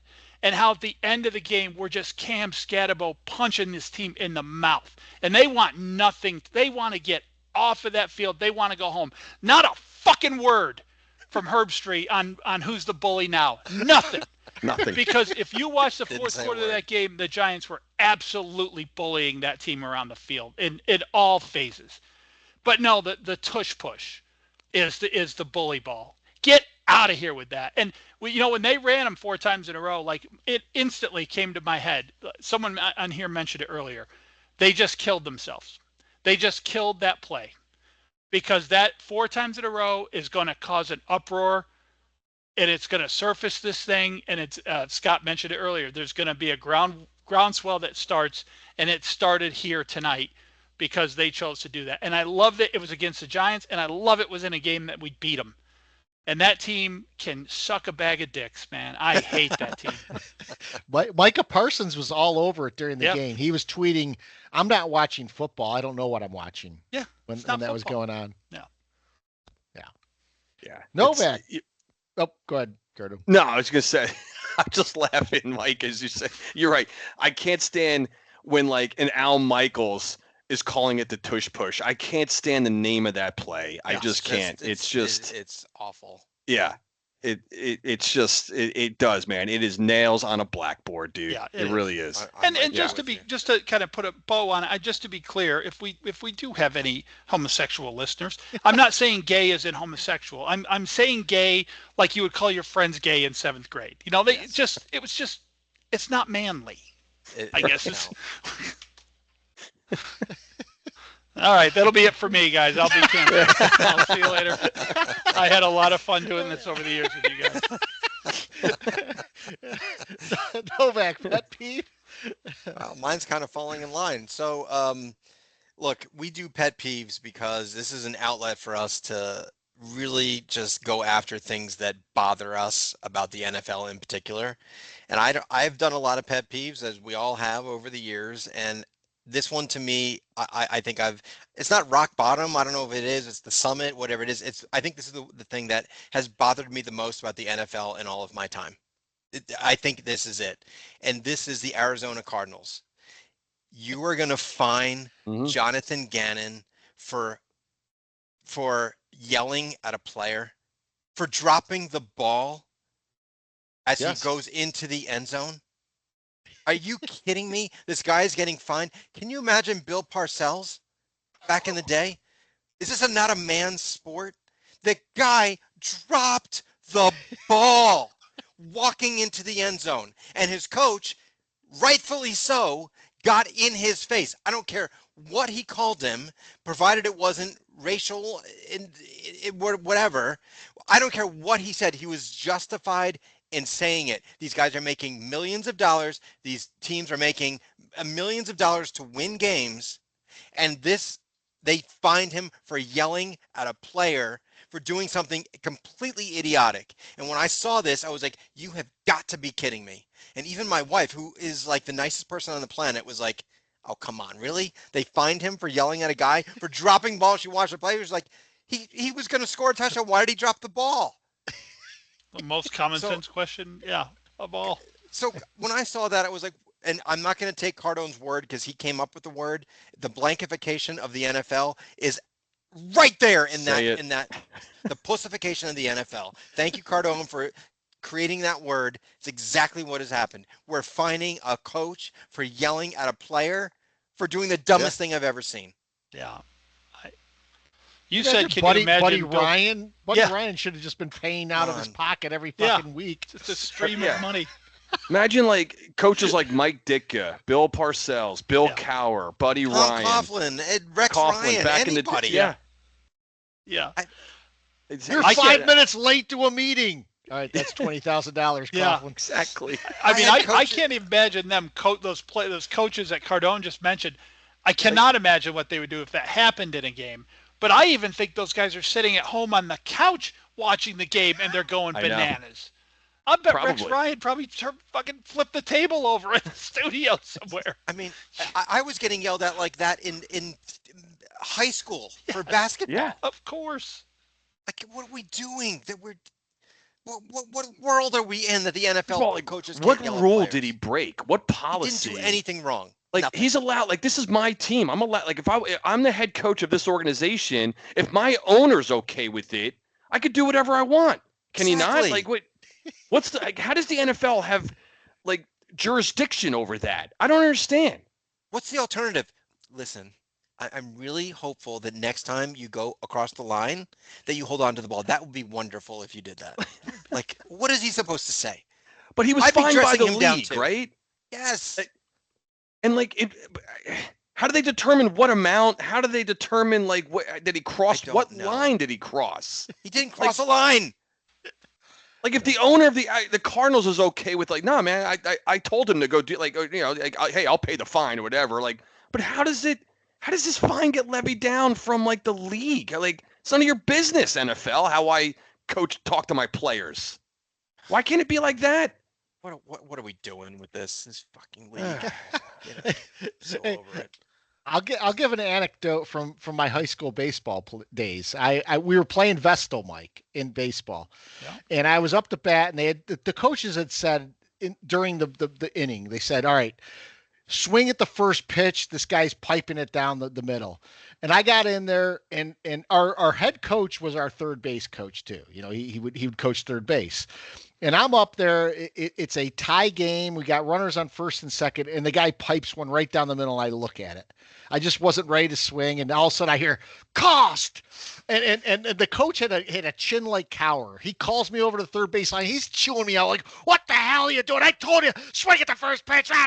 He's going nuts, and I'm half embarrassed. I'm half pissed off. I get back in the batter's box. I think I look at 2 balls, so it's a 2-1 count.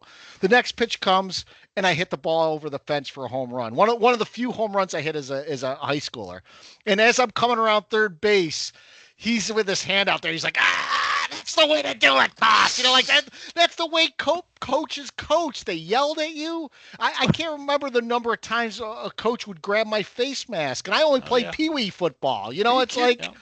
Go watch Buttermaker in the Bad News Bears. Exactly. The way he talks to Stein after Stein didn't get hit by a pitch, and he shoves Stein into the dugout after he grounded out.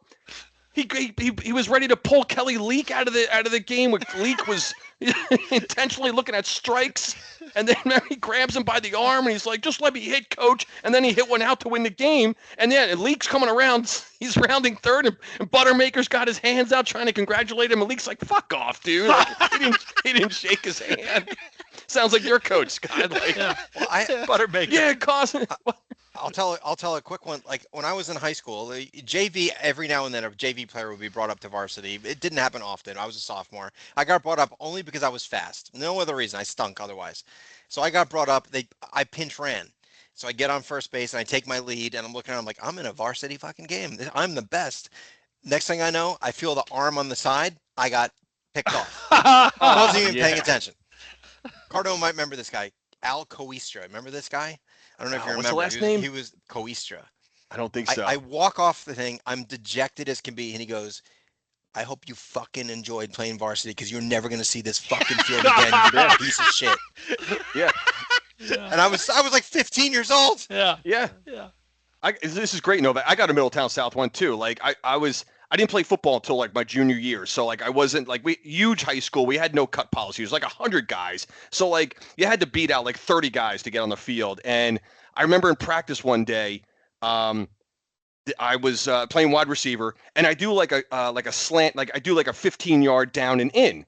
And I go up for the ball and I get laid out by Odie Pritzloff. You remember him? Oh, yes, Novak, big Gymnast. dude, hard hitter, like he was playing safety, whatever. Yeah. And I get laid out. Keith Camafaro, our head coach, says to me, remember he's him. like, Cardone, he goes, you deserve that to happen to you. He goes, I'm like, I got the cobwebs. I come up all dizzy, and I jog back to this line, and he's barking at me. Not even I was probably concussed. One thing. This is back in the 19. Again, this is 100 years ago, like 87. back in the day, where you're like, this was high school football, and the guy's telling me you deserve that hit. Oh, yeah. And then he tried to make me feel better. He's like, Cardone. He goes, I timed you in the 40. He goes, I know you're not fucking running full speed. He goes, I could tell, and I wasn't. And the coach called me out, like he did. I was doing a head because I was thinking I was end of the long practice. I'm not going to see the field come game day anyway. And I'm like, the fuck am I doing out here? Like it's just. And I was running a half-ass pattern. I got laid out, and the coach called me out for it.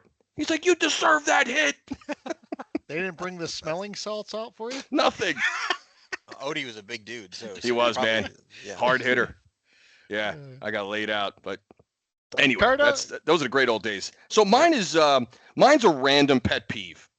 You can pick any game, so usually it's at the end of the game when it drives me crazy at the end of a game where usually it's like a running back where he fumbles the ball in a one-score game, and now the other team has the ball and coming back down the field to either tie or take the lead and win the game. This is usually like at the end of the game, and every freaking play.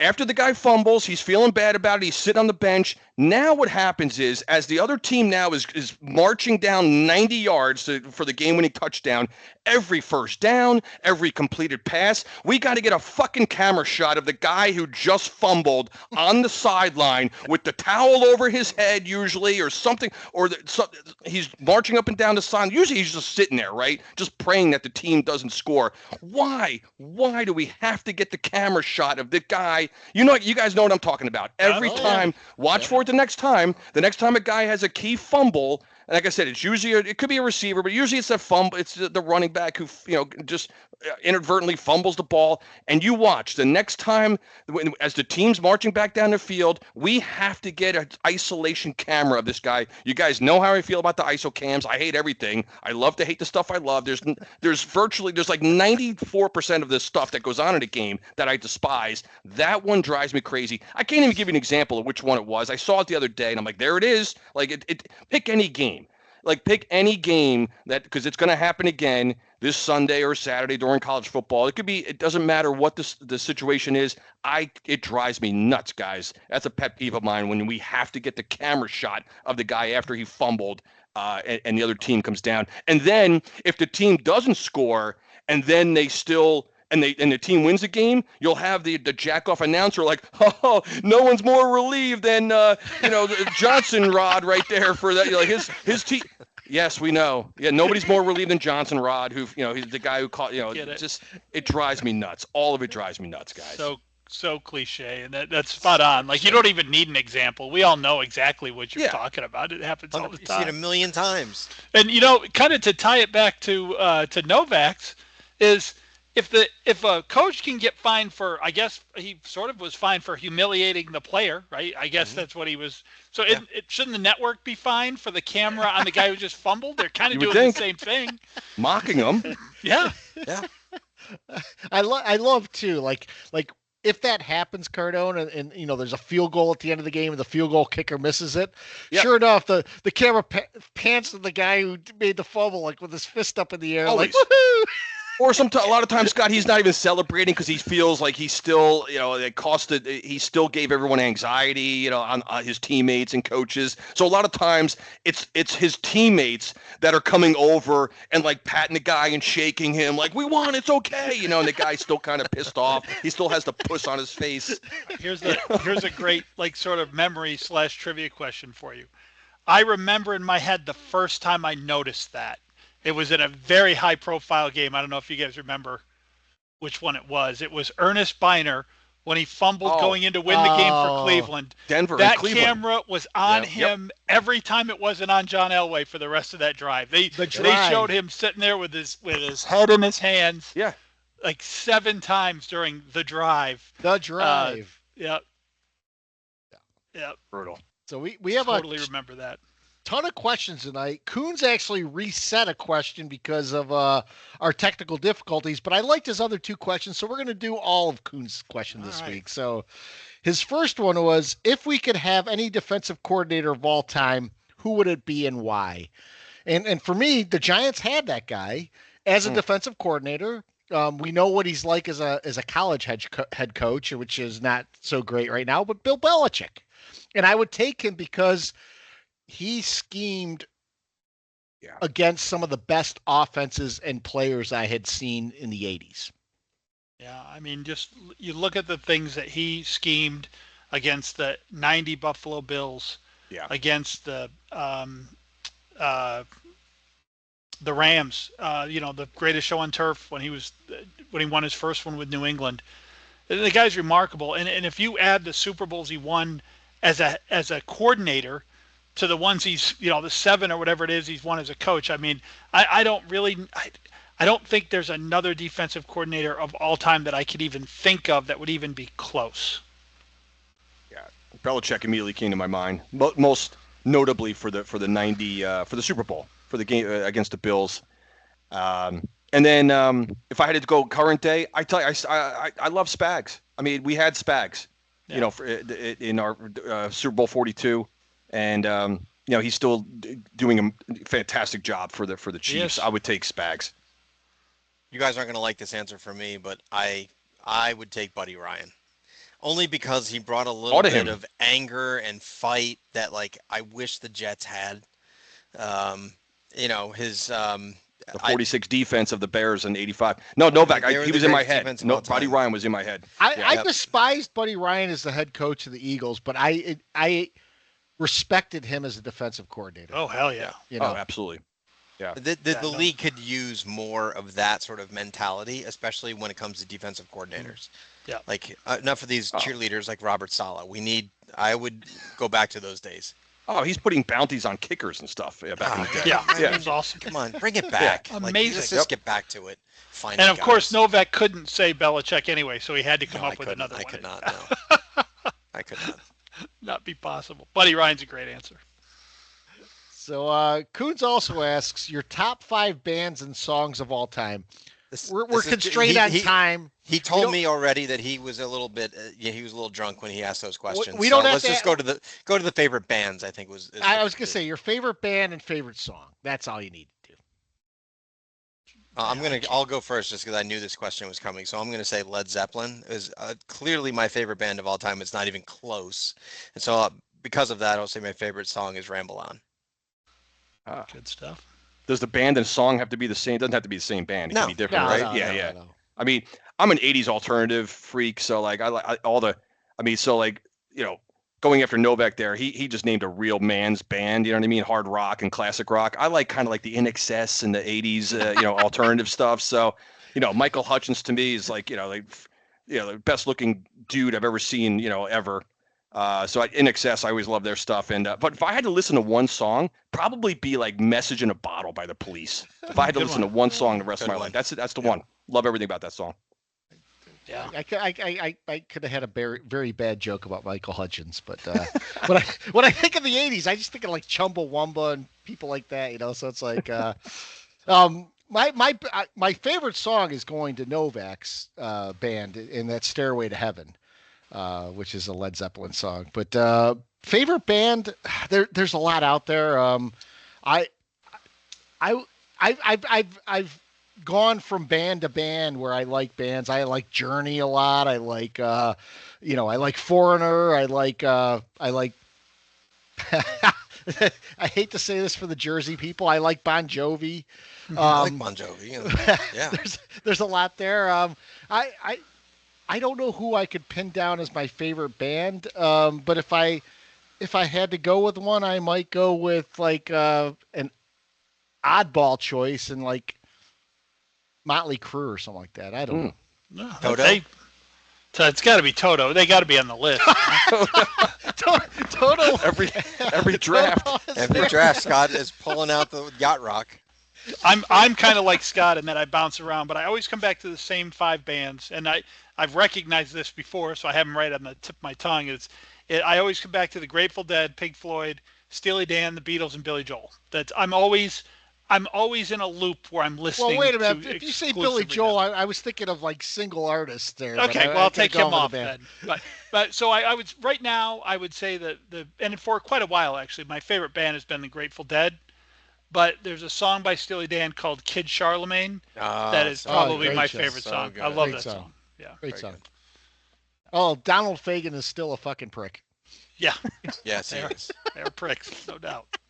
So Coon's last question is he wanted to know how many great teams are in the NFL, how many good teams, how many maybe good teams, and how many trash teams. And I was getting to this a little bit earlier when I was talking about the AFC. If you look at the AFC has, the Bills, we'll call them the Chiefs right now because the Chiefs, we know the manipulation that'll go there. You are? Who's your I wouldn't want to play the Chiefs right now. Playoffs. There's a couple of top heavy teams in the AFC, and other than that, the rest of them right now are bottom feeders. And you're looking at a lot of bad teams in the AFC. I don't know if I'd go for elite teams. I'd name a couple here, and I think Novak named them earlier. But I would say the Bills are an elite team. I'd say the Eagles are on the cusp, but they're probably still there right now. The Buccaneers, surprisingly, are turning into one of those teams right now. So trash teams, the trash teams are probably half the league, including the Giants and Jets. Not the Giants anymore. The Giants are the trash team until they prove otherwise. Yeah, I think they have. I think they're on the rise. So my answer to that is, look, we're not going to see. I don't think there's a great team in the league right now. I don't think there's one. However, like I said before, lurking in the shadows is the Kansas City Chiefs. Yep. And as much as I hate to say it, I called them that they were going to be the best team in the league and they're going to go to the Super Bowl again. And I think they are on the way up. And I hate it, but they are.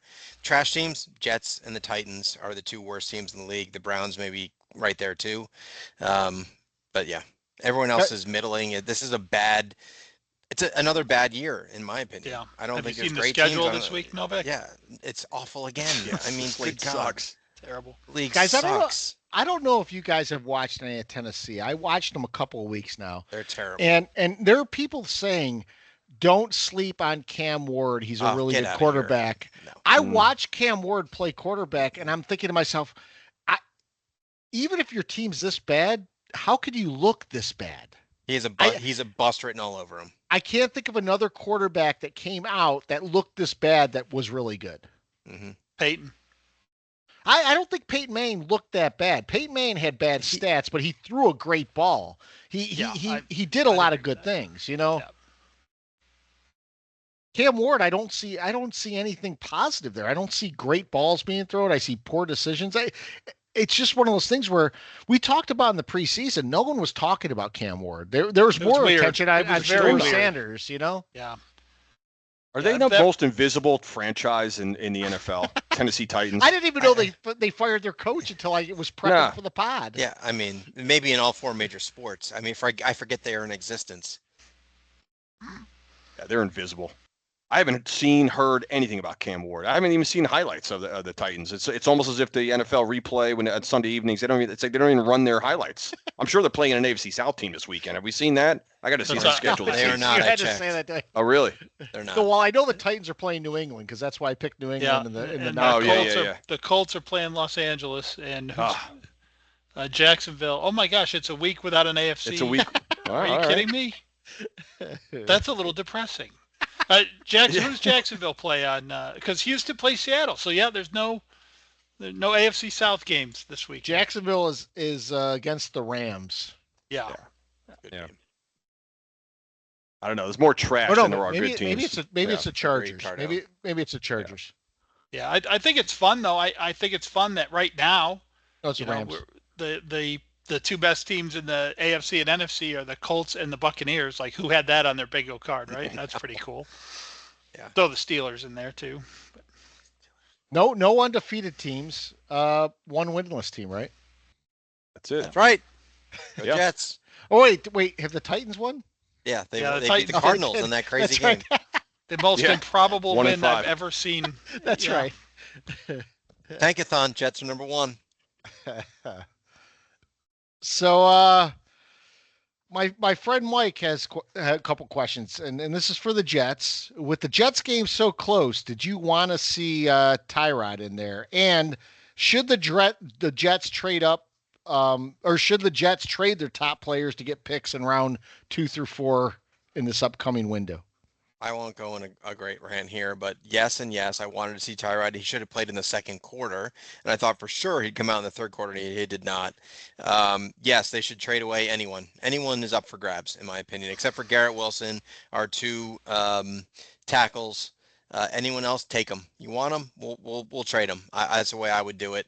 And I'm going to throw this out there. I loved this kid from Indiana, Mendoza, and the reason I like him is that he's not what all the teams now want, which he doesn't wear any eye black, right? He doesn't have to wear a gold chain and have a hot mom. He's just a normal guy that throws touchdowns, and like he reminds me of Jared Goff, and I like the way he plays. That's what the Jets need. Don't mimic the Giants. Don't try and go to your scouting team and say, go get a guy that wears eye black and a 5'10" white wrecking ball. That's what for running back. That's what we need to change culture. No, be your own. Go get this guy. Yeah. You know, we were talking earlier about it being a little creepy, some of the things that we've seen going on. But to me, what's really creepy, have you seen the quarterback for Nebraska? He tries to be Mahomes. He has a mental illness. He has a mental illness, and he needs to be in an institution. He doesn't need to be playing football. Have you guys seen this guy? No, I have not. He's got a haircut like Mahomes. He comes out dancing like Mahomes. Yeah. Like, does he do that thing with his hand? You know, like Mahomes does that. He has with the his wristbands, the headband, that's exact same haircut. It is. His last name is like Raiola. Oh yes, I know this guy. Yes, I know who you're talking about. I gotta check it out. It's unbelievable, and I remember seeing him last year and kind of laughing about it, and then they actually played Michigan earlier this year, and I was like watching that game going, this is like really kind of creepy. Mm-hmm. When Mike was talking about Dable being creepy around Dart, it's 10 times that with this guy. It's bad. It's really weird. Yeah. Damon Raiola, something like that. Yeah. No, it's pretty bad. I hope one of you guys know the answer here because he didn't provide the answer. But Mike asks, do you know who Little Jordan Humphrey is named for? I don't know. Isn't it Michael Jordan? I mean, I would think it's Michael you Jordan. Would think. But I don't know. I really it's Bobby Humphrey. I don't.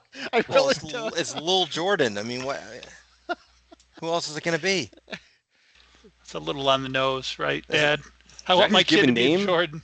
Isn't there like a Jordan singer who's in like jail or something? Is it him? I don't know if there's a the answer. Chris Brown in jail, maybe. No, I don't know. So I don't know the answer to that. That was a question. I was hoping you guys could help out. Then his last question is, why is Al Michaels at 80 still calling games? Can't we find anyone else? I've been on the bandwagon about Al Michaels for a couple years now. I'll tell you this. He actually didn't seem that bad this week. He is getting older.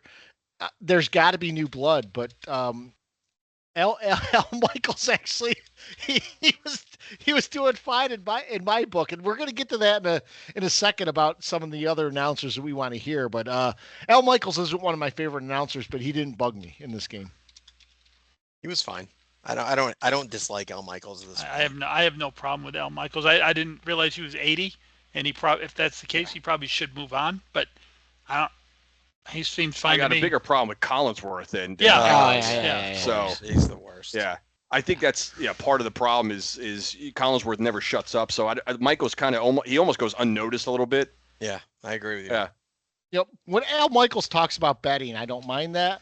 When Chris Collinsworth, as soon as I hear listen, my hackles get up because he's going to tell you something that either you already know or you know is false, but he's going to tell you it's true. Yep. So I don't listen.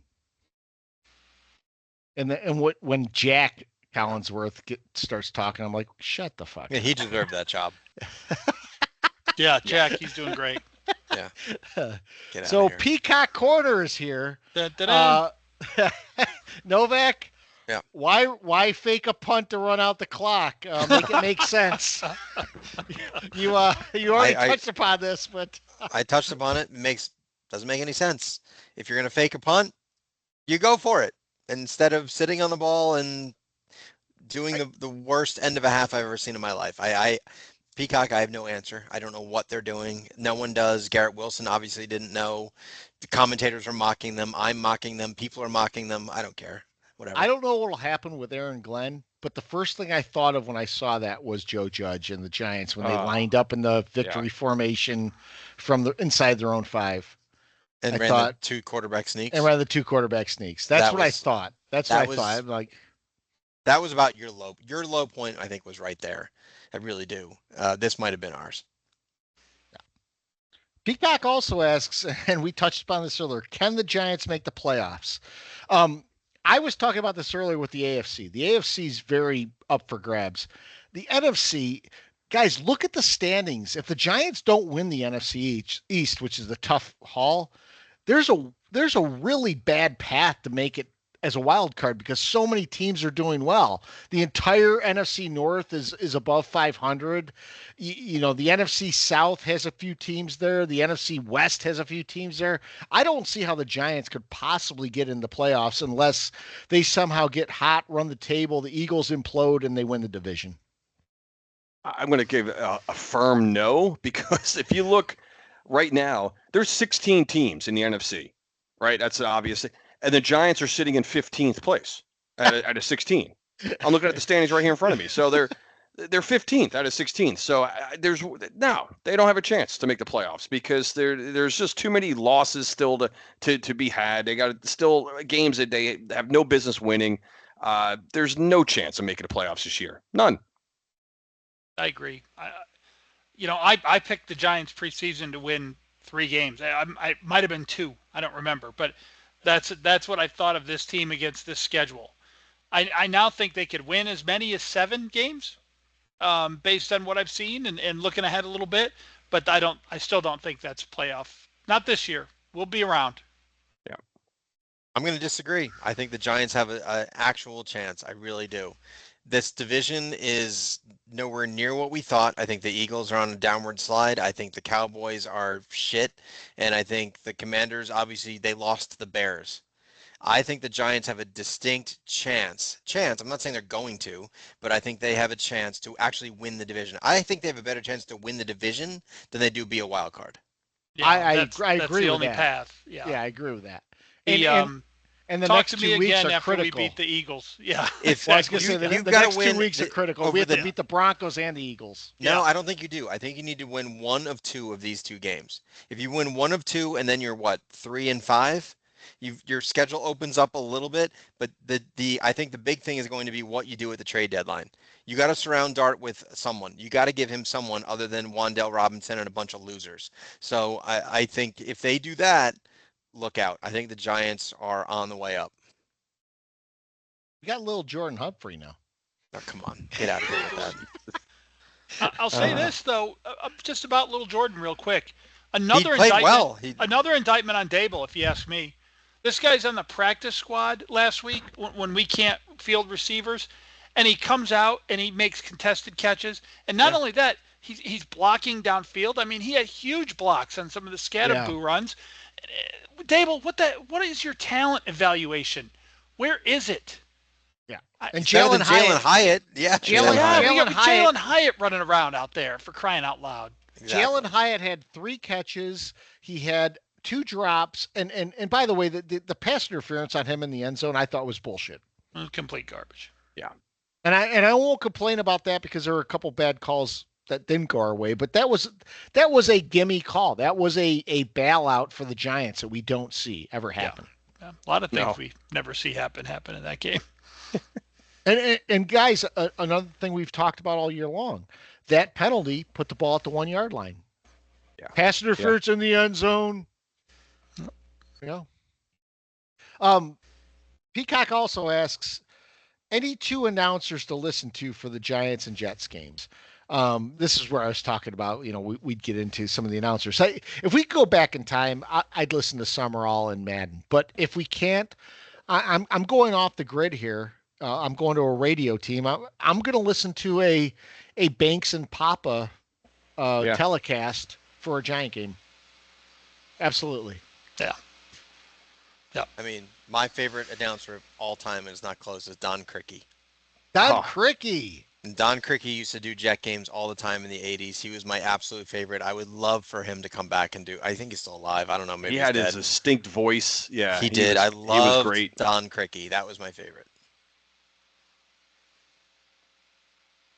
Yeah, I don't know if I have a favorite now. I mean, I like Kevin Harlan. I like Aikman. Right now. I mean, Harlan. I think I like his energy.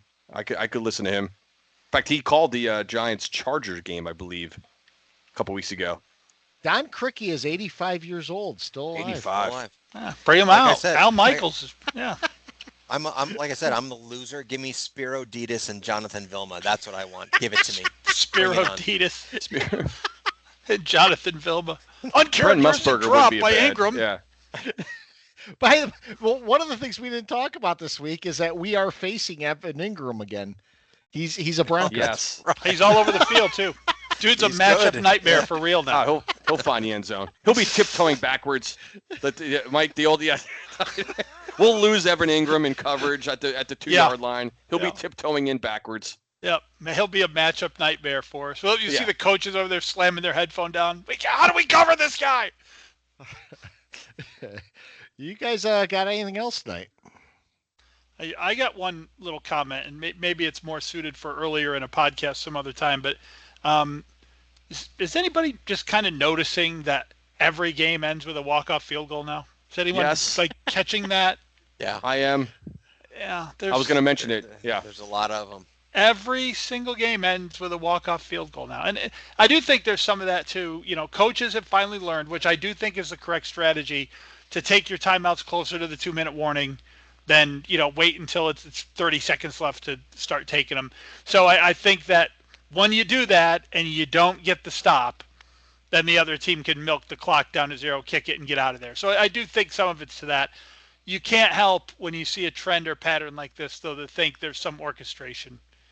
Not in deciding who wins and loses, nothing like that. Just a desire to keep the games close, maybe. Mm-hmm. Mm-hmm.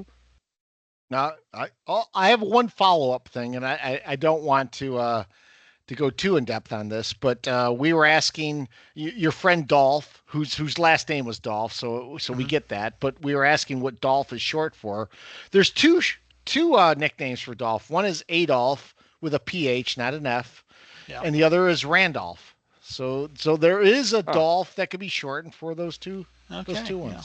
I could see if your name is Adolf wanting to shorten that one down a little bit. I get Yeah. I get that. I would think Randolph, you'd go towards Randy, but you head toward Randy. Yeah. Golf has made it on 3 straight pods. What are we doing? We're obsessed with Dolph. What are we doing?